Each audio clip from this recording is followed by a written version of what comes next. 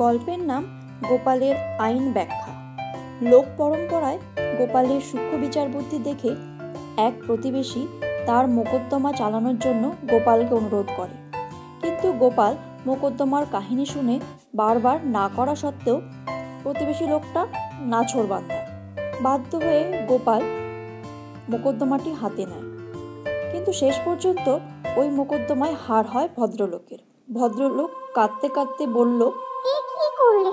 আমার সব গেল।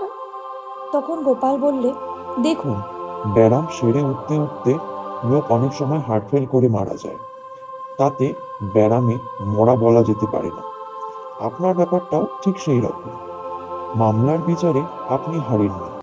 হাকিমরা 3টি বিষয় আলোচনা করে সাধারণত রায় দেন। 3টি বিষয় হলো অনুমান, প্রমাণ আর স্বীকারোক্তি। অনুমানটা আপনার সপক্ষে ছিল, অর্থাৎ যে কেউ মামলার বিবরণ শুনলে বলতে বাধ্য ছিল যে বিবাদী দোষী। হাকিমরাও নিশ্চয়ই তাই ভেবেছিলেন, কিন্তু অনুমানের ওপর নির্ভর করে তো আর রায় দেওয়া চলে না। দ্বিতীয়ত হলো প্রমাণ।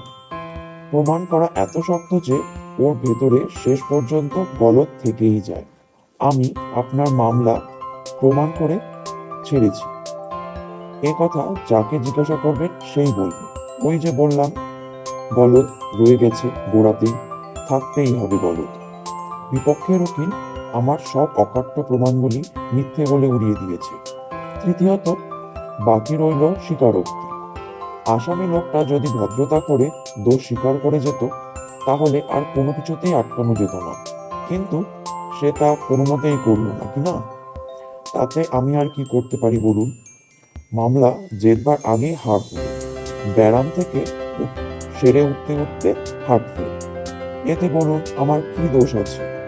কারণ এর বেশি ভদ্রলোককে আর কিছুই বলতে পারে না গোপাল। ভদ্রলোক রেগেই চলে গেল।